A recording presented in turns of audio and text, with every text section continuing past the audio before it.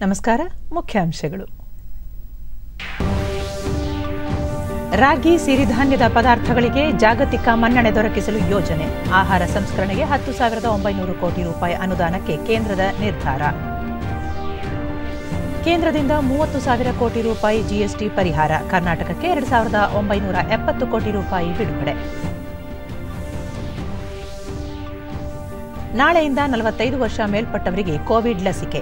ರಾಜ್ಯದಲ್ಲಿ 5,000 ಲಸಿಕಾ ಕೇಂದ್ರ ಸ್ಥಾಪನೆ. ಡಾ ಕೆ ಸುಧಾಕರ್. ತೆಲಂಗಾಣ ಕರ್ನಾಟಕ ಬಾಂಧವ್ಯ ವೃದ್ಧಿಗೆ ಮಹತ್ವದ ಹೆಜ್ಜೆ. ಹುಬ್ಬಳ್ಳಿ ಹೈದರಾಬಾದ್ ನಡುವೆ ವಿಮಾನ ಸಂಚಾರ ಆರಂಭ. ವಾರ್ತೆಗಳ ವಿವರ. ಆಹಾರ ಸಂಸ್ಕರಣಾ ಉದ್ಯಮದಲ್ಲಿ ಉತ್ಪಾದನೆ ಆಧಾರಿತ ಪ್ರೋತ್ಸಾಹಕ ಯೋಜನೆಗೆ 10,900 ಕೋಟಿ ರೂಪಾಯಿ ಸಬ್ಸಿಡಿ ನೀಡಲು ಕೇಂದ್ರ ಸಚಿವ ಸಂಪುಟ ಅನುಮೋದನೆ ನೀಡಿದೆ.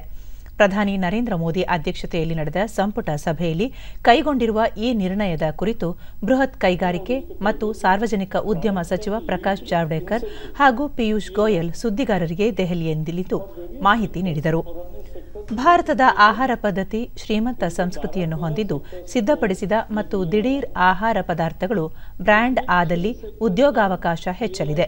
ಮೂಲ ಕೃಷಿಕರಿಗೂ ಸೂಕ್ತ ಲಾಭ ಸಿಗಲಿದೆ ಎಂದು ಪ್ರಕಾಶ್ ಜಾವಡೇಕರ್ ತಿಳಿಸಿದರು.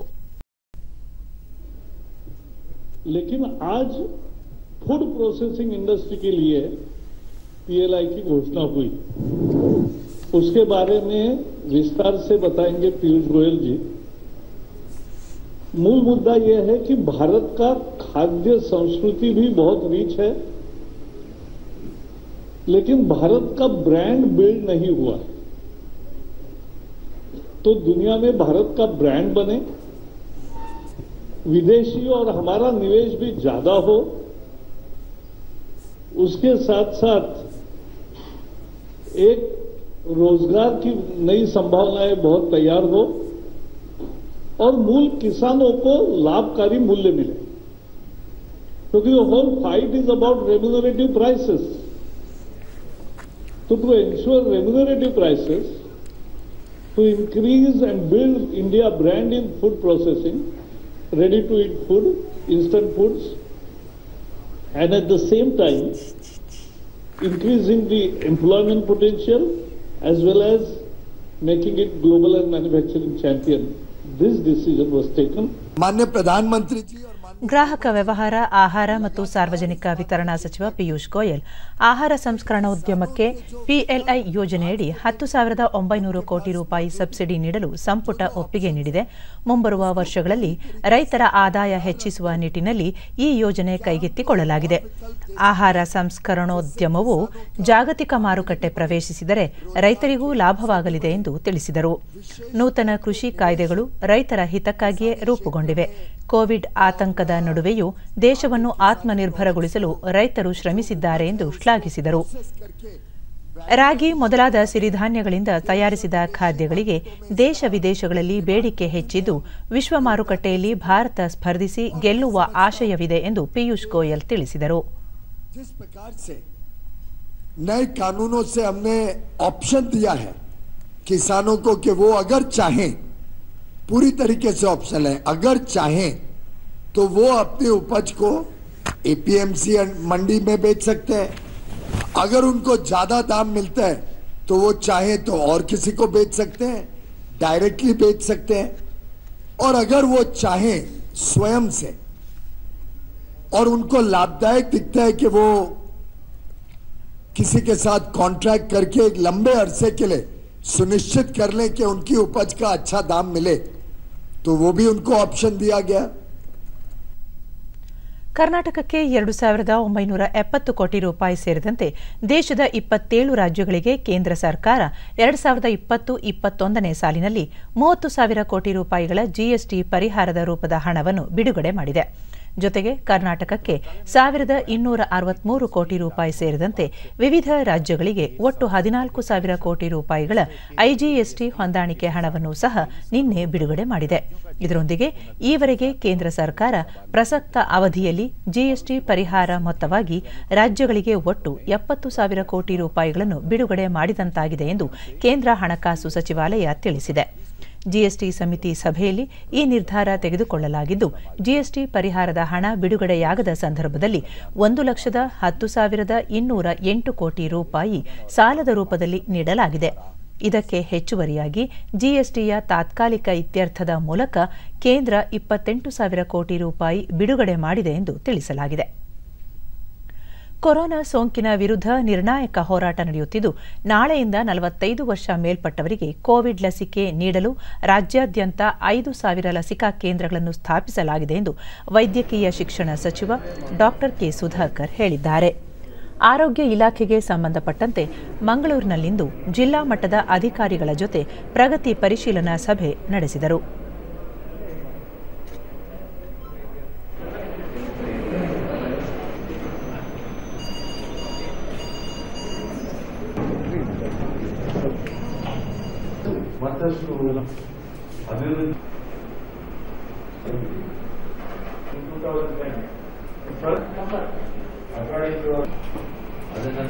ಬಳಿಕ ಅವರು 3,000 ಲಸಿಕಾ ಕೇಂದ್ರಗಳನ್ನು ಆರಂಭಿಸಲಾಗಿದೆ. 45 ವರ್ಷ ಮೇಲ್ಪಟ್ಟವರಿಗೂ ಲಸಿಕೆ ನೀಡಲು ಆರಂಭಿಸಿರುವುದರಿಂದ ಹೆಚ್ಚುವರಿಯಾಗಿ 2,000 ಲಸಿಕಾ ಕೇಂದ್ರಗಳನ್ನು ಸ್ಥಾಪಿಸಲಾಗಿದೆ ಎಂದರು. ದಕ್ಷಿಣ ಕನ್ನಡ ಜಿಲ್ಲೆಯಿಂದ ಕೇರಳ ರಾಜ್ಯಕ್ಕೆ ಅವಿನಾಭಾವ ಸಂಬಂಧವಿದೆ. ಇಲ್ಲಿ ಅಂತರರಾಜ್ಯ ಪ್ರಯಾಣಿಕರ ಸಂಖ್ಯೆ ಹೆಚ್ಚಿದೆ. ಹೀಗಾಗಿ ತೀವ್ರ ಕಟ್ಟೆಚ್ಚರ ವಹಿಸಲು ಜಿಲ್ಲಾಡಳಿತಕ್ಕೆ ಸೂಚನೆ ನೀಡಿದ್ದೇನೆ. ಪ್ರತಿದಿನ 40 ರಿಂದ 50 ಸಕ್ರಿಯ ಪ್ರಕರಣಗಳು ವರದಿಯಾಗುತ್ತಿವೆ. ಸದ್ಯ ಪರಿಸ್ಥಿತಿಯಲ್ಲಿ ಸೋಂಕು ನಿಯಂತ್ರಣದಲ್ಲಿದೆ, ಆದರೆ ಮುಂಜಾಗ್ರತೆಯನ್ನು ನಿರ್ಲಕ್ಷಿಸಬಾರದು ಎಂದರು. ಆಯುಷ್ಮಾನ್ ಕರ್ನಾಟಕ ಯೋಜನೆಯಲ್ಲಿ 40% ಪ್ರಗತಿಯಾಗಿದ್ದು, ಬಾಕಿ ಉಳಿದ 60% ಗುರಿ ತಲುಪಲು ಅಧಿಕಾರಿಗಳಿಗೆ ಸೂಚನೆ ನೀಡಲಾಗಿದೆ ಎಂದರು. ಇವತ್ತು ಈ ಜಿಲ್ಲೆಯಲ್ಲಿ ಇನ್ನೂ ಕೂಡ ಬಹಳಷ್ಟು ಉತ್ತಮ ರೀತಿಯಲ್ಲಿ ಇನ್ನಷ್ಟು ಸೇವೆಗಳನ್ನು ಜನಸಾಮಾನ್ಯರಿಗೆ ಸರ್ಕಾರಿ ವ್ಯವಸ್ಥೆಗಳಲ್ಲಿ ಕೊಡಲಿಕ್ಕೆ ಇನ್ನೂ ಕೂಡ ಉತ್ಕೃಷ್ಟ ಅವಕಾಶಗಳಿದೆ. ಅದನ್ನು ಕೂಡ ಬಳಸ್ಕೋಬೇಕು. ಹೆಚ್ಚಿನ ಸ್ಪೆಷಲೈಸೇಷನ್ ಮಾಡಿರುವಂಥವರು ಕೂಡ ಶಸ್ತ್ರಚಿಕಿತ್ಸೆಗಳನ್ನು ಹೆಚ್ಚಿಗೆ ಮಾಡಬೇಕು ಅಂತೇಳಿ ತಾಕೀತು ಮಾಡಿದ್ದೇವೆ. ಅದೇ ರೀತಿ ಹೆಲ್ತ್ ಕಾರ್ಡ್ಸ್ ಬಗ್ಗೆ ಕೂಡ ಈಗಾಗಲೇ ಆಯುಷ್ಮಾನ್ ಭಾರತ್ ಆರೋಗ್ಯ ಕರ್ನಾಟಕದ ಹೆಲ್ತ್ ಕಾರ್ಡ್ಸನ್ನು ಏನು 40% ಆಗಿದೆ, ಇನ್ನೂ 60% ಕೊಡೋಷ್ಟಿದೆ. ಜಿಲ್ಲೆಯಲ್ಲಿ 22 ಲಕ್ಷ ಜನರಲ್ಲಿ ಇನ್ನೂ ಕೂಡ ನಾವು 60% ಕೊಡಬೇಕಾಗಿದೆ. ಅದನ್ನು ಕೂಡ ಸಮರೋಪಾದಿಯಲ್ಲಿ ಕೊಡಬೇಕು, ನಿಗದಿತ ಸಮಯದಲ್ಲಿ ಕೊಡಬೇಕು ಅಂತ ಹೇಳಿದ್ದೀವಿ. ಬಹುದಿನಗಳ ಬೇಡಿಕೆಯಾಗಿದ್ದ ಹುಬ್ಬಳ್ಳಿ ಹೈದರಾಬಾದ್ ನಡುವಿನ ವಿಮಾನಯಾನ ಸೇವೆಗೆ ಕೇಂದ್ರ ಸಂಸದೀಯ ವ್ಯವಹಾರ ಸಚಿವ ಪ್ರಹ್ಲಾದ್ ಜೋಶಿ ಇಂದು ಚಾಲನೆ ನೀಡಿದರು. ಅಲಯನ್ಸ್ ಏರ್ವೇಸ್ನ ಮುಖ್ಯ ಕಾರ್ಯನಿರ್ವಹಣಾಧಿಕಾರಿ ಹರ್ಪ್ರೀತ್ ಎಡಿ ಸಿಂಗ್, ಜಿಲ್ಲಾಧಿಕಾರಿ ನಿತೇಶ್ ಪಾಟೀಲ್, ವಿಮಾನ ನಿಲ್ದಾಣ ನಿರ್ದೇಶಕ ಪ್ರಮೋದ್ ಕುಮಾರ್ ಠಾಕ್ ಮತ್ತಿತರರು ಉಪಸ್ಥಿತರಿದ್ದರು.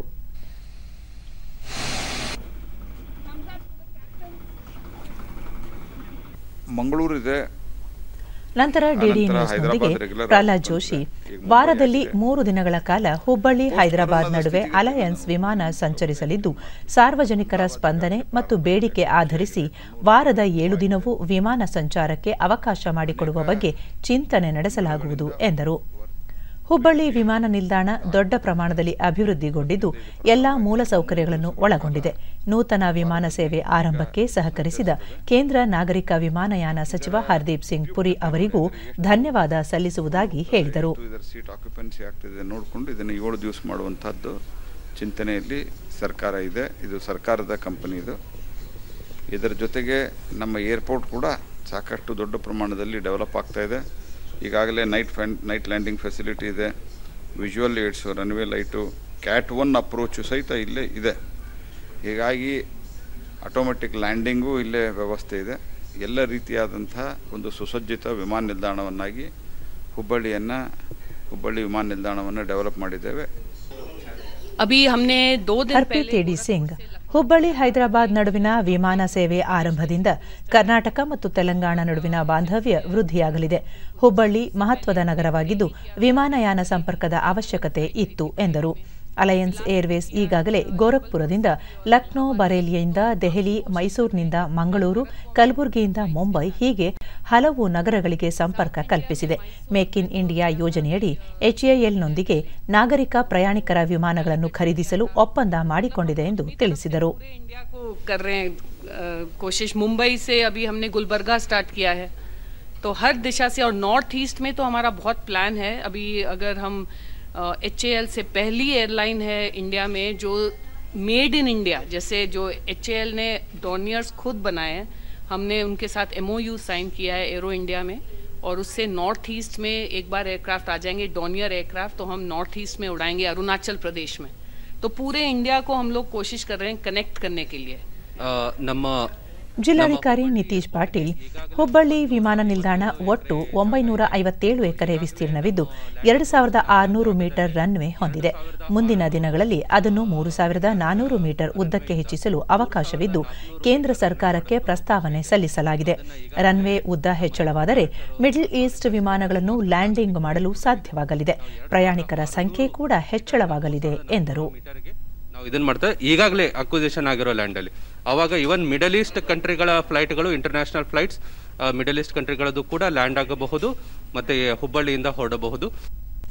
ಮುಂದಿನ 3 ವರ್ಷಗಳಲ್ಲಿ $69 ಶತಕೋಟಿ ಸಾಲ ನೀಡುವ ಗುರಿಯೊಂದಿಗೆ ಆರಂಭಿಕ $3 ಶತಕೋಟಿ ಪಾವತಿ ಬಂಡವಾಳದೊಂದಿಗೆ ಹೊಸ ಅಭಿವೃದ್ಧಿ ಹಣಕಾಸು ಸಂಸ್ಥೆಯನ್ನು ಭಾರತ ಸ್ಥಾಪಿಸಲಿದೆ ಎಂದು ಹಣಕಾಸು ಸಚಿವೆ ನಿರ್ಮಲಾ ಸೀತಾರಾಮನ್ ತಿಳಿಸಿದ್ದಾರೆ. ಹೊಸ ಅಭಿವೃದ್ಧಿ ಬ್ಯಾಂಕ್ NDB ಆಡಳಿತ ಮಂಡಳಿಯ 6ನೇ ವಾರ್ಷಿಕ ಸಭೆ ಉದ್ದೇಶಿಸಿ ನಿನ್ನೆ ವಿಡಿಯೋ ಕಾನ್ಫರೆನ್ಸ್ ಮೂಲಕ ಮಾತನಾಡಿದ ಅವರು, ಸಾಂಕ್ರಾಮಿಕ ರೋಗದ ಪ್ರಭಾವವನ್ನು ಮಿತಿಗೊಳಿಸಲು ವಿ ಆಕಾರ ಚೇತರಿಕೆಗೆ ಕಾರಣವಾಗುವ ಬೃಹತ್ ಲಸಿಕೆ ಅಭಿಯಾನ ಕೈಗೊಳ್ಳಲು ಭಾರತ ತ್ವರಿತ ಪ್ರಕ್ರಿಯೆ ಕೈಗೊಂಡಿರುವುದನ್ನು ಒತ್ತಿ ಹೇಳಿದರು.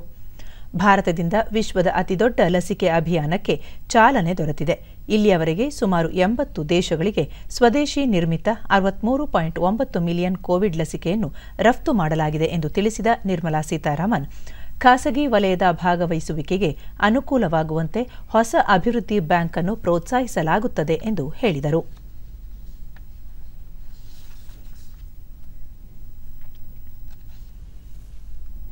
ಅಸ್ಸಾಂ ಹಾಗೂ ಪಶ್ಚಿಮ ಬಂಗಾಳ ವಿಧಾನಸಭೆಯ ಚುನಾವಣೆಗೆ 2ನೇ ಹಂತದ ಮತದಾನ ನಾಳೆ ನಡೆಯಲಿದ್ದು, ಇದಕ್ಕಾಗಿ ಸರ್ವ ಸಿದ್ಧತೆಗಳನ್ನು ಕೈಗೊಳ್ಳಲಾಗಿದೆ. ಸೂಕ್ತ ಹಾಗೂ ನ್ಯಾಯಸಮ್ಮತ ಮತದಾನಕ್ಕೆ ಎರಡೂ ರಾಜ್ಯಗಳಲ್ಲಿ ಅಗತ್ಯ ಸಿದ್ಧತೆ ಮಾಡಿಕೊಳ್ಳಲಾಗಿದೆ. ಅಸ್ಸಾಂನಲ್ಲಿ ಈ ಹಂತದಲ್ಲಿ 13 ಜಿಲ್ಲೆಗಳ 39 ವಿಧಾನಸಭಾ ಕ್ಷೇತ್ರಗಳಿಗೆ ಮತದಾನ ನಡೆಯಲಿದ್ದು, 26 ಮಹಿಳೆಯರು ಸೇರಿದಂತೆ 345 ಅಭ್ಯರ್ಥಿಗಳು ಸ್ಪರ್ಧಾ ಕಣದಲ್ಲಿದ್ದಾರೆ. ಬಿಜೆಪಿ ನೇತೃತ್ವದ NDA ಮೈತ್ರಿಕೂಟ ಸೇರಿದಂತೆ 3 ಪ್ರಮುಖ ಮೈತ್ರಿಕೂಟಗಳು ತಮ್ಮ ಅಭ್ಯರ್ಥಿಗಳನ್ನು ಕಣಕ್ಕಿಳಿಸಿವೆ. ಪಶ್ಚಿಮ ಬಂಗಾಳ ವಿಧಾನಸಭೆಯ 2ನೇ ಹಂತದ ಚುನಾವಣೆ 4 ಜಿಲ್ಲೆಗಳ ವ್ಯಾಪ್ತಿಯ 30 ಕ್ಷೇತ್ರಗಳಿಗೆ ನಡೆಯಲಿವೆ. 19 ಮಹಿಳೆಯರು ಸೇರಿದಂತೆ 171 ಅಭ್ಯರ್ಥಿಗಳು ಸ್ಪರ್ಧಿಸಿದ್ದಾರೆ.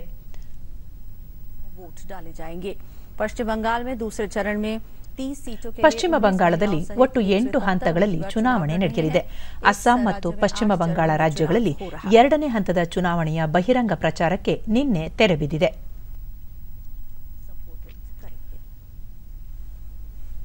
ಈ ನಡುವೆ 3ನೇ ಹಂತದ ಚುನಾವಣೆಗೆ ಸರ್ವ ಪಕ್ಷಗಳ ಮುಖಂಡರಿಂದ ಬಿರುಸಿನ ಪ್ರಚಾರ ನಡೆಯುತ್ತಿದೆ. भाजपा राष्ट्रीय अध्यक्ष JP नड्डा और केंद्रीय मंत्री स्मृति ईरानी आज पश्चिम बंगाल में अपनी पार्टी के लिए प्रचार करेंगे. कांग्रेस नेता प्रियंका गांधी आज केरल में अपनी पार्टी के उम्मीदवारों के पक्ष में प्रचार करेंगी.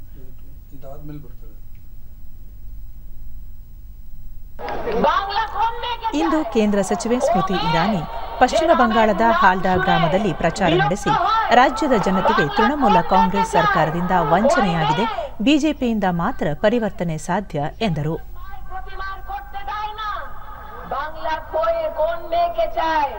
ওই মেয়ে যে মহিলার উপরে অত্যাচার করে ওটাকে সাধারণ ঘটনা জানায়, বাংলা এখন চায় আসল পরিবর্তন, বাংলা এখন চায় বিজেপির সরকার, বাংলা এখন চায় নরেন্দ্র মোদীর সাথ আর আশীর্বাদ. ಅಸ್ಸಾಂನ ಬಿಜಿನಿಯಲ್ಲಿ ಕೇಂದ್ರ ಗೃಹ ಸಚಿವ ಅಮಿತ್ ಶಾ ಬಿಜೆಪಿ ಅಭ್ಯರ್ಥಿ ಪರ ಪ್ರಚಾರ ಕೈಗೊಂಡರು. ರಾಜ್ಯದಲ್ಲಿ ಹಿಂಸಾಚಾರ ಕೊನೆಗೊಳಿಸಿ ಶಾಂತಿಯುಗ ಸ್ಥಾಪಿಸಲು ಬಿಜೆಪಿ ಶ್ರಮಿಸಿದೆ. ಈ ಚುನಾವಣೆಯಲ್ಲಿ ಗೆಲುವು ಸಾಧಿಸಿದರೆ ವಿಕಾಸದ ಹಾದಿಯಲ್ಲಿ ರಾಜ್ಯವನ್ನು ಮುನ್ನಡೆಸಲಿದೆ ಎಂದು ಭರವಸೆ ನೀಡಿದರು. कभी आतंकवाद समाप्त करना नहीं चाहती, ये कांग्रेस पार्टी कभी आंदोलन समाप्त करना नहीं चाहती थी. मित्रों, हमने एक डबल इंजन सरकार के माध्यम से आसाम को विकास के रास्ते पर ले जाने का काम किया है. ಅಸ್ಸಾಂನ ದಿಸಾಪುರದಲ್ಲಿಯೂ ಸಾರ್ವಜನಿಕ ಸಭೆ ಉದ್ದೇಶಿಸಿ ಅಮಿತ್ ಶಾ ಮಾತನಾಡಿದರು. ब्रह्मपुत्र पर एक और ब्रिज की आधारशिला रखी है जो गुवाहाटी को उत्तरी असम के साथ जोड़ेगी और 2608 करोड़ की लागत इसके साथ होगी, जिससे इसका अंतर 1 घंटे से कम हो जाएगा. 1 करोड़ बहने. ಬಿಜೆಪಿ ರಾಷ್ಟ್ರೀಯ ಅಧ್ಯಕ್ಷ ಜೆಪಿ ನಡ್ಡಾ ಪಶ್ಚಿಮ ಬಂಗಾಳ ರ್ಯಾಲಿಯಲ್ಲಿ ಪಾಲ್ಗೊಂಡು ಕೇಂದ್ರ ಸರ್ಕಾರದ ಅಭಿವೃದ್ಧಿ ಯೋಜನೆಗಳ ಬಗ್ಗೆ ಮತದಾರರಿಗೆ ಮನವರಿಕೆ ಮಾಡಿಕೊಟ್ಟರು.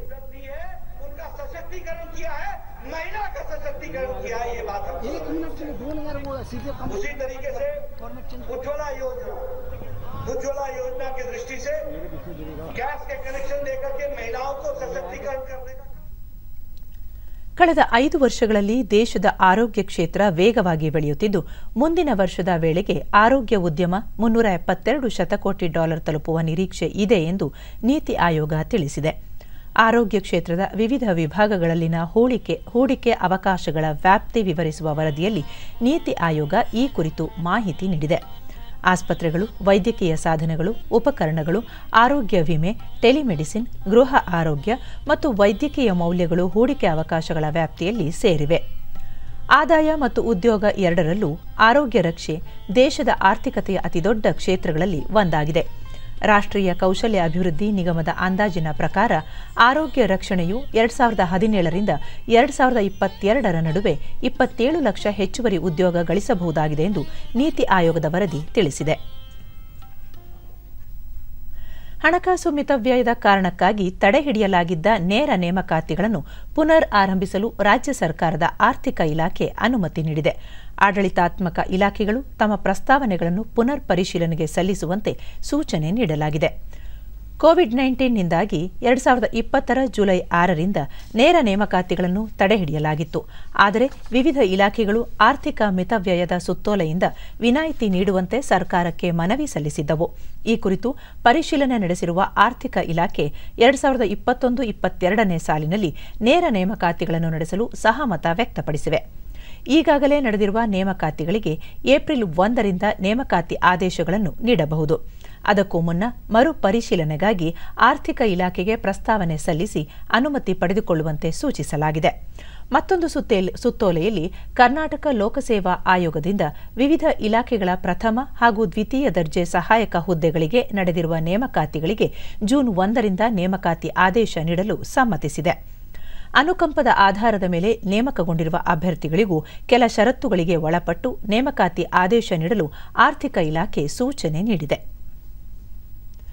ಬೃಹತ್ ಬೆಂಗಳೂರು ಮಹಾನಗರ ಪಾಲಿಕೆ ಬಿಬಿಎಂಪಿ ಅಧಿನಿಯಮದ ಅನ್ವಯ ವಿಶೇಷ ಆಯುಕ್ತರ ಹುದ್ದೆಗಳನ್ನು ನಾಳೆಯಿಂದ ವಲಯ ಆಯುಕ್ತರ ಹುದ್ದೆಗಳನ್ನಾಗಿ ಪರಿವರ್ತನೆ ಮಾಡಲಾಗಿದೆ. ಬಿಬಿಎಂಪಿ ಅಧಿನಿಯಮ ಇದೇ ವರ್ಷದ ಜನವರಿ 1ರಿಂದ ಜಾರಿಗೆ ಬಂದಿದ್ದು, ಉಪಬಂಧಗಳನ್ನು ಬಿಬಿಎಂಪಿಗೆ ಅನ್ವಯಗೊಳಿಸುವ ನಿಟ್ಟಿನಲ್ಲಿ ಇಂದು ಹೊಸ ಅಧಿಸೂಚನೆ ಹೊರಡಿಸಲಾಗಿದೆ. ಅದರಂತೆ ಪೂರ್ವ ವಲಯಕ್ಕೆ ಮನೋಜ್ ಜೈನ್, ಪಶ್ಚಿಮಕ್ಕೆ ಎಸ್ ಬಸವರಾಜು, ದಕ್ಷಿಣಕ್ಕೆ ತುಳಸಿ ಮದ್ದಿನೇನಿ, ದಾಸರಹಳ್ಳಿಗೆ ಎಸ್ಜಿ ರವೀಂದ್ರ, ರಾಜೇಶ್ವರಿ ನಗರಕ್ಕೆ ಬಿ ರೆಡ್ಡಿ ಶಂಕರಬಾಬು, ಬೊಮ್ಮನಹಳ್ಳಿಗೆ ರಾಜೇಂದ್ರ ಚೋಳನ್, ಮಹದೇವಪುರ ಹಾಗೂ ಯಲಹಂಕ ವಲಯಗಳಿಗೆ ರಂದೀಪ್ ವಲಯ ಆಯುಕ್ತರಾಗಿ ನಿಯೋಜನೆಗೊಂಡಿದ್ದಾರೆ ಎಂದು ನಗರಾಭಿವೃದ್ಧಿ ಇಲಾಖೆ ಅಧಿಸೂಚನೆಯಲ್ಲಿ ತಿಳಿಸಲಾಗಿದೆ. 8 ವಲಯಗಳಲ್ಲಿ ಈ ಹಿಂದೆ ಜಾರಿಯಲ್ಲಿದ್ದ ಜಂಟಿ ಆಯುಕ್ತರ ಹುದ್ದೆಗಳನ್ನು ವಲಯ ಜಂಟಿ ಆಯುಕ್ತರ ಹುದ್ದೆಗಳೆಂದು ಮಾರ್ಪಡಿಸಲಾಗಿದೆ. ವಲಯ ಆಯುಕ್ತರ ಅಧೀನದಲ್ಲಿ ಜಂಟಿ ಆಯುಕ್ತರು ಕಾರ್ಯನಿರ್ವಹಿಸಲಿದ್ದಾರೆ. ಸರ್ಕಾರ ಮತ್ತು ಇತರೆ ಯಾವುದೇ ಪ್ರಾಧಿಕಾರದ ಜೊತೆ ಬಿಬಿಎಂಪಿ ಪರವಾಗಿ ಮುಖ್ಯ ಆಯುಕ್ತರು ಮಾತ್ರ ಪತ್ರ ವ್ಯವಹಾರ ನಡೆಸಬೇಕು ಎಂದು ಸ್ಪಷ್ಟಪಡಿಸಲಾಗಿದೆ. ಕೊರೋನಾ ಸೋಂಕು ತಗುಲಿರುವ ಮಾಜಿ ಪ್ರಧಾನಿ ಎಚ್ ಡಿ ದೇವೇಗೌಡ ಹಾಗೂ ಅವರ ಪತ್ನಿ ಚೆನ್ನಮ್ಮ ಅವರುಗಳು ಶೀಘ್ರ ಗುಣಮುಖರಾಗಲಿ ಎಂದು ಪ್ರಧಾನಿ ನರೇಂದ್ರ ಮೋದಿ ಹಾರೈಸಿದ್ದಾರೆ. ಈ ಕುರಿತು ಟ್ವೀಟ್ ಮಾಡಿರುವ ಪ್ರಧಾನಿ ನರೇಂದ್ರ ಮೋದಿ ಅವರು, ದೂರವಾಣಿ ಮೂಲಕ ದೇವೇಗೌಡರು ಹಾಗೂ ಅವರ ಪತ್ನಿಯ ಆರೋಗ್ಯದ ಬಗ್ಗೆ ವಿಚಾರಿಸಿದ್ದೇನೆ. ದಂಪತಿಗಳು ಶೀಘ್ರ ಗುಣಮುಖರಾಗಲಿ ಎಂದು ಪ್ರಾರ್ಥಿಸುತ್ತೇನೆ ಎಂದಿದ್ದಾರೆ. ಈ ಬಗ್ಗೆ ಟ್ವಿಟರ್ನಲ್ಲಿ ದೇವೇಗೌಡ ಅವರು ಪ್ರಧಾನಿ ನರೇಂದ್ರ ಮೋದಿ ಮತ್ತು ಶ್ರೀಲಂಕಾದ ಪ್ರಧಾನಿ ಮಹಿಂದಾ ರಾಜಪಕ್ಸ ಅವರು ದೂರವಾಣಿ ಕರೆ ಮಾಡಿ ಆರೋಗ್ಯ ವಿಚಾರಿಸಿರುವುದಕ್ಕೆ ಧನ್ಯವಾದ ತಿಳಿಸಿದ್ದಾರೆ. ಇದರ ಬೆನ್ನಲ್ಲೇ ಮುಖ್ಯಮಂತ್ರಿ ಬಿಎಸ್ ಯಡಿಯೂರಪ್ಪ, ಪ್ರತಿಪಕ್ಷದ ನಾಯಕ ಸಿದ್ದರಾಮಯ್ಯ, ಉಪಮುಖ್ಯಮಂತ್ರಿಗಳಾದ ಲಕ್ಷ್ಮಣ್ ಸವದಿ, ಡಾ ಸಿಎನ್ ಅಶ್ವತ್ಥನಾರಾಯಣ್ ಸೇರಿದಂತೆ ಹಲವು ನಾಯಕರು ಮಾಜಿ ಪ್ರಧಾನಿಗಳ ಆರೋಗ್ಯ ಸುಧಾರಣೆಗೆ ಹಾರೈಸಿದ್ದಾರೆ.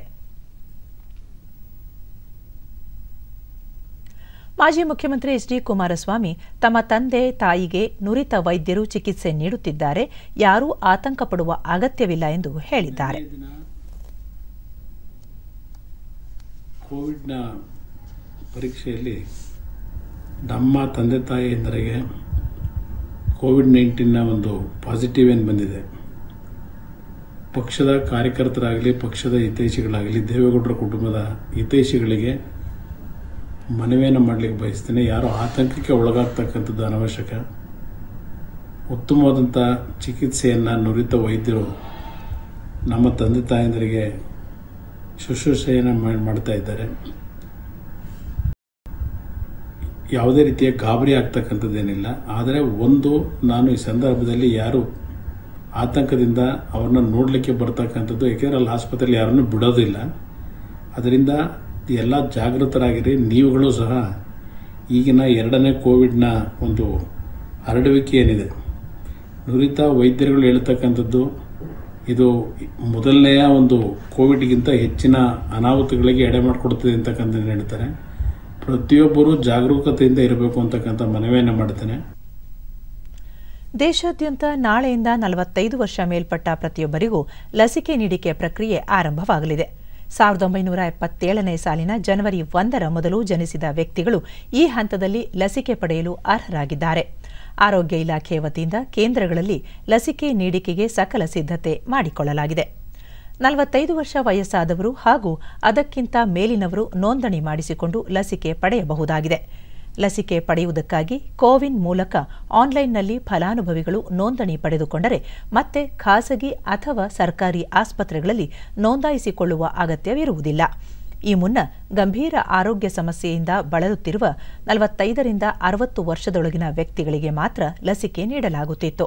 ಆದರೆ ಕೆಲವು ದಿನಗಳ ಹಿಂದೆಯಷ್ಟೇ ಕೇಂದ್ರ ಆರೋಗ್ಯ ಸಚಿವಾಲಯ ಮತ್ತೊಂದು ಸುತ್ತೋಲೆ ಹೊರಡಿಸಿ 45 ವರ್ಷ ಪೂರೈಸಿದ ಪ್ರತಿಯೊಬ್ಬರಿಗೂ ಏಪ್ರಿಲ್ 1ರಿಂದ ಲಸಿಕೆ ನೀಡಲಾಗುವುದು ಎಂದು ತಿಳಿಸಿತ್ತು. ದೇಶಾದ್ಯಂತ ಇದುವರೆಗೆ 6 ಕೋಟಿಗೂ ಅಧಿಕ ಮಂದಿಗೆ ಕೋವಿಡ್-19 ಲಸಿಕೆ ನೀಡಲಾಗಿದೆ ಎಂದು ಕೇಂದ್ರ ಆರೋಗ್ಯ ಮತ್ತು ಕುಟುಂಬ ಕಲ್ಯಾಣ ಸಚಿವಾಲಯ ತಿಳಿಸಿದೆ. ಈವರೆಗೆ ಒಟ್ಟು 6,11,13,354 ಮಂದಿಗೆ ಲಸಿಕೆ ನೀಡಲಾಗಿದೆ. ಕಳೆದ 24 ಗಂಟೆಗಳಲ್ಲಿ 5,82,000ಕ್ಕೂ ಅಧಿಕ ಫಲಾನುಭವಿಗಳಿಗೆ ಚುಚ್ಚುಮದ್ದು ನೀಡಲಾಗಿದೆ. ಇದರೊಂದಿಗೆ ಜನವರಿ 16ರಿಂದ ಆರಂಭಗೊಂಡಿರುವ ಕೋವಿಡ್-19 ಲಸಿಕೆ ಅಭಿಯಾನಕ್ಕೆ ದೇಶದಲ್ಲಿ ಉತ್ತಮ ಪ್ರತಿಕ್ರಿಯೆ ವ್ಯಕ್ತವಾಗಿದ್ದು, ಈ ವಿಶ್ವದ ಅತಿದೊಡ್ಡ ಲಸಿಕೆ ನೀಡಿಕೆ ಕಾರ್ಯಕ್ರಮದಲ್ಲಿ ಹೊಸ ಮೈಲುಗಲ್ಲು ಸ್ಥಾಪಿಸಲಾಗಿದೆ ಎಂದು ಸಚಿವಾಲಯ ಹೇಳಿದೆ. ದೇಶದಲ್ಲಿ ಕಳೆದ 24 ಗಂಟೆಗಳಲ್ಲಿ 53,480 ಹೊಸ ಕೋವಿಡ್-19 ಪ್ರಕರಣಗಳು ಬೆಳಕಿಗೆ ಬಂದಿವೆ. ಇದರೊಂದಿಗೆ 41,280 ಮಂದಿ ಗುಣಮುಖರಾಗಿದ್ದು 354 ಮಂದಿ ಮೃತಪಟ್ಟಿದ್ದಾರೆ.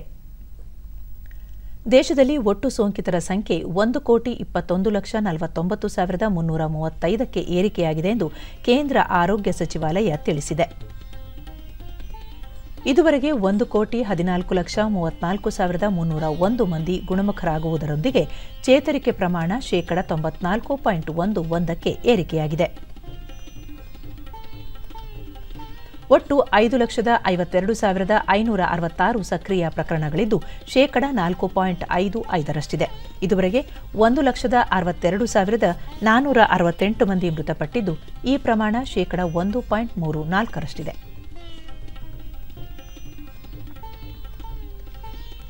ದೇಶದಲ್ಲಿ ಕೊರೋನಾ ಸೋಂಕಿತರ ಪರೀಕ್ಷಾ ಸಾಮರ್ಥ್ಯದಲ್ಲಿ ತೀವ್ರ ಗತಿಯಲ್ಲಿ ಏರಿಕೆಯಾಗುತ್ತಿದೆ. ಇದುವರೆಗೆ 24,36,72,940 ಮಂದಿಗೆ ಪರೀಕ್ಷೆ ನಡೆಸಲಾಗಿದೆ ಎಂದು ಭಾರತೀಯ ವೈದ್ಯಕೀಯ ಸಂಶೋಧನಾ ಸಂಸ್ಥೆ ಐಸಿಎಂಆರ್ ತಿಳಿಸಿದೆ. ಸರ್ಕಾರಿ ಮತ್ತು ಖಾಸಗಿ ಪ್ರಯೋಗಾಲಯಗಳು ಸೇರಿದಂತೆ ನಿನ್ನೆ ಒಂದೇ ದಿನ 10,22,915 ಮಾದರಿಗಳ ಪರೀಕ್ಷೆ ನಡೆಸಲಾಗಿದೆ ಎಂದು ಐಸಿಎಂಆರ್ ಹೇಳಿದೆ.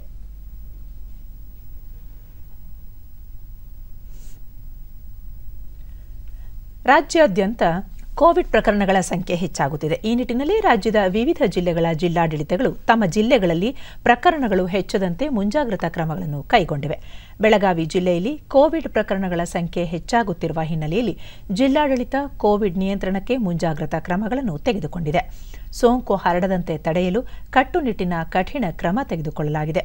ಗಡಿಭಾಗದಲ್ಲಿ ಚೆಕ್ಪೋಸ್ಟ್ಗಳನ್ನು ನಿರ್ಮಿಸುವ ಮೂಲಕ ನೆರೆ ರಾಜ್ಯದಿಂದ ಬರುವ ಪ್ರಯಾಣಿಕರನ್ನು ತೀವ್ರ ತಪಾಸಣೆಗೆ ಒಳಪಡಿಸಲಾಗುತ್ತಿದೆ. ಕೋವಿಡ್ ನಿಯಮಗಳನ್ನು ಪಾಲಿಸಲು ಜೊತೆಗೆ ಲಸಿಕೆಯನ್ನು ಪಡೆದುಕೊಳ್ಳಲು ಮುಂದೆ ಬರುವಂತೆ ಜಾಗೃತಿ ಮೂಡಿಸಲಾಗುತ್ತಿದೆ. ಡಿಡಿ ನ್ಯೂಸ್ನೊಂದಿಗೆ ಜಿಲ್ಲಾಧಿಕಾರಿ ಹರೀಶ್ ಕುಮಾರ್, ನೆರೆ ರಾಜ್ಯ ಮಹಾರಾಷ್ಟ್ರದಿಂದ ರಾಜ್ಯಕ್ಕೆ ಪ್ರವೇಶಿಸುವ ಪ್ರಯಾಣಿಕರು ಕಡ್ಡಾಯವಾಗಿ ತಪಾಸಣಾ ವರದಿಯನ್ನು ಹಾಜರುಪಡಿಸಬೇಕು, ಇಲ್ಲದಿದ್ದರೆ ಪ್ರವೇಶ ನಿರಾಕರಿಸಲಾಗುತ್ತಿದೆ. ವಿವಿಧ ತಂಡಗಳನ್ನು ರಚಿಸಿ ಹಬ್ಬ, ಜಾತ್ರೆ ಸೇರಿದಂತೆ ಮತ್ತಿತರ ಸಂದರ್ಭದಲ್ಲಿ ಸಾರ್ವಜನಿಕರು ಗುಂಪು ಸೇರುವುದನ್ನು ನಿಯಂತ್ರಿಸಲಾಗುತ್ತಿದೆ. ಸರ್ಕಾರದ ಮಾರ್ಗಸೂಚಿಗಳನ್ನು ಉಲ್ಲಂಘಿಸುವ ವಿರುದ್ಧ ಕಠಿಣ ಕ್ರಮ ಕೈಗೊಳ್ಳಲಾಗುತ್ತದೆ ಎಂದು ಎಚ್ಚರಿಸಿದರು. ರೋಗ ಹರಡುತ್ತದೆ ಅಂತ ಹೇಳಿ ಏನು ತಜ್ಞರು ಹೇಳ್ತಾ ಇದ್ದಾರೆ, ಅವರಿಗೂ ಕೂಡ ಮನವರಿಕೆ ಮಾಡುವಂಥ ಕೆಲಸ ನಿರಂತರವಾಗಿ ಆಗ್ತಾ ಇದೆ. ಯಾರು ಇದನ್ನು ಪಾಲಿಸ್ತಾ ಇಲ್ಲ ಅವರಿಗೆ ದಂಡ ವಸೂಲಿ ಮಾಡುವಂಥದ್ದು ಮತ್ತು ಹೆಬಿಚುವಲ್ ಅಂತ ಯಾರಿದ್ದಾರೆ, ಇದನ್ನು ಯಾವುದೇ ರೀತಿಯಲ್ಲಿ ನಿರ್ಲಕ್ಷ್ಯಕ್ಕೆ ಒಳಗಾಗುವ ರೀತಿಯಲ್ಲಿ ಯಾರು ಬಿಹೇವ್ ಮಾಡ್ತಾರೆ ಅವರ ಮೇಲೆ ಕೂಡ ಕಠಿಣ ಕ್ರಮ ಕೈಗೊಳ್ಳಲಿಕ್ಕೆ ವಿಶೇಷ ತಂಡಗಳನ್ನು ಮಾಡಿದ್ದೀವಿ. ಇದರ ಬಗ್ಗೆ ಜಿಲ್ಲಾ ಆರೋಗ್ಯಾಧಿಕಾರಿ ಡಾಕ್ಟರ್ ಶಶಿಕಾಂತ್ ಮುನಿಯಾಳ ಅನಾವಶ್ಯಕವಾಗಿ ಅಂತಾರಾಜ್ಯ ಪ್ರವಾಸ ಕೈಗೊಳ್ಳದಂತೆ ಸಾರ್ವಜನಿಕರಲ್ಲಿ ಮನವಿ ಮಾಡುತ್ತಿದ್ದು, ಕೋವಿಡ್ ನಿಯಮಗಳನ್ನು ಕಡ್ಡಾಯವಾಗಿ ಪಾಲಿಸುವಂತೆ ಜೊತೆಗೆ ಕೋವಿಡ್ ನಿರೋಧಕ ಲಸಿಕೆಯನ್ನು ಪಡೆಯುವಂತೆ ಅರಿವು ಮೂಡಿಸಲಾಗುತ್ತಿದೆ ಎಂದು ತಿಳಿಸಿದರು. ಪ್ರತಿಯೊಬ್ಬರದು RT-PCR ಟೆಸ್ಟ್ 72 ಗಂಟೆ ಮುಂಚಿತವಾಗಿ ತಗೊಂಡದ್ದು ಟೆಸ್ಟ್ ನೋಡ್ಕೊಂಡೇ ಅವರಿಗೆ ನಾವು ಒಳಗಡೆ ಪ್ರವೇಶ ನೀಡ್ತಾ ಇದ್ದೀವಿ. ಅದರ ಜೊತೆಗೆ ಇಂಪಾರ್ಟೆಂಟ್ ಇನ್ನೊಂದು ವಿಷಯ ಏನಂತಂದರೆ, ಇಲ್ಲಿ ಸ್ಥಳೀಯವಾಗಿ ಕೂಡ ಕೆಲವೊಂದು ನಾವು ಜನರಲ್ಲಿ ರಿಕ್ವೆಸ್ಟ್ ಮಾಡ್ಕೊಳ್ಳೋದೇನೆಂದರೆ, ಜನರು ಕೂಡ ಅನಾವಶ್ಯಕವಾಗಿ ಅಂತಾರಾಜ್ಯದ ಪ್ರವಾಸವನ್ನು ಮಾಡೋದನ್ನು ನಿಂದಿಸಬೇಕು.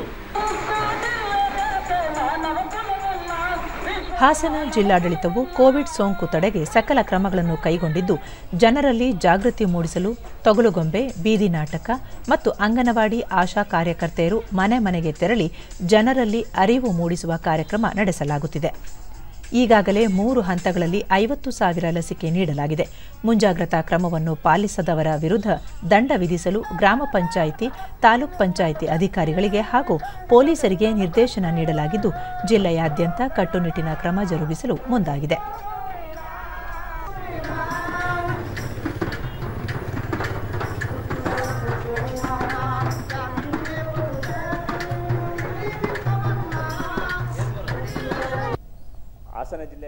ಡಿಡಿ ನ್ಯೂಸ್ನೊಂದಿಗೆ ಹಾಸನ ಜಿಲ್ಲಾ ವೈದ್ಯಾಧಿಕಾರಿ ಸತೀಶ್, ಕಳೆದ 2 ದಿನಗಳಿಂದ ಪ್ರತಿದಿನ 50ಕ್ಕೂ ಹೆಚ್ಚು ಪ್ರಕರಣಗಳು ಜಿಲ್ಲೆಯಲ್ಲಿ ಕಂಡುಬರುತ್ತಿದ್ದು, ಮುಂದಿನ ದಿನಗಳಲ್ಲಿ ಇನ್ನೂ ಹೆಚ್ಚಾಗುವುದನ್ನು ತಡೆಗಟ್ಟಬೇಕಿದೆ. ಉಚಿತ ಕೋವಿಡ್ ಲಸಿಕೆಯನ್ನು ಗ್ರಾಮ ಪಂಚಾಯಿತಿ ಮಟ್ಟದಿಂದ ಜಿಲ್ಲಾ ಆಸ್ಪತ್ರೆಗಳ ಆವರಣದಲ್ಲಿ ಉಚಿತವಾಗಿ ನೀಡುತ್ತಿದ್ದೇವೆ. ಇದರ ಪ್ರಯೋಜನ ಸಾರ್ವಜನಿಕರು ಪಡೆದುಕೊಳ್ಳಬೇಕು ಎಂದರು. 15-20 ಜನನ ಅವರನ್ನ ತಕ್ಷಣ RT-PCR ಸ್ಯಾಂಪಲ್ ತೆಗೆಯುವಂಥದ್ದು, ಅವರಿಗೆ 24 ಗಂಟೆ ಒಳಗೆ ರಿಸಲ್ಟ್ ಕೊಡುವಂಥದ್ದು, ಅವ್ರನ್ನ ಹೋಮ್ ಐಸೋಲೇಷನ್ ಮಾಡುವಂಥ ಕೆಲಸವನ್ನು ಈಗಾಗಲೇ ಜಿಲ್ಲಾಡಳಿತ ಮಾಡ್ತಾ ಇದೆ. ಅದ್ರ ಜೊತೆಗೆ ಏನು ILI sorry influenza like illness ಮತ್ತು ಸಿವಿಯರ್ ಅಕ್ಯೂಟ್ ರೆಸ್ಪಿರೇಟರಿ ಇನ್ಫೆಕ್ಷನ್ ಇರೋವಂಥವ್ರನ್ನ ಸರ್ವೆ ಮಾಡಿಸಿ ಅವರನ್ನು ತಕ್ಷಣ RT-PCR ಟೆಸ್ಟ್ಗೆ ಒಳಪಡಿಸಿ ಅವ್ರನ್ನೂ ಕೂಡ ರಿಸಲ್ಟ್ಸು ಸಿಗುವಂಥದ್ದನ್ನು ನಾವು ಮಾಡ್ತಾ ಇದ್ದೀವಿ. ಕರ್ನಾಟಕ ರಾಜ್ಯ ಸೇರಿದಂತೆ ವಾರ್ತಾ ಇಲಾಖೆಯ ಹಿರಿಯ ಸಹಾಯಕ ನಿರ್ದೇಶಕ ವಿನೋದ್ ಚಂದ್ರ, ಸಭೆ ಸಮಾರಂಭಗಳಲ್ಲಿ ಜಿಲ್ಲಾಡಳಿತದ ಆದೇಶದನ್ವಯ ಕಟ್ಟುನಿಟ್ಟಾಗಿ ಕ್ರಮ ಜಾರಿಯಾಗುತ್ತಿದೆ. ಪ್ರತಿಯೊಬ್ಬರೂ ಸಾಮಾಜಿಕ ಅಂತರ ಕಾಯ್ದುಕೊಳ್ಳುವುದು, ಮಾಸ್ಕ್ ಧರಿಸುವುದು ಮತ್ತು ಕೋವಿಡ್ ನಿಯಮಗಳನ್ನು ಪಾಲಿಸಬೇಕು. ಲಸಿಕೆ ಪಡೆದುಕೊಳ್ಳುವ ಮೂಲಕ ಜಾಗೃತರಾಗಬೇಕು ಎಂದು ತಿಳಿಸಿದರು.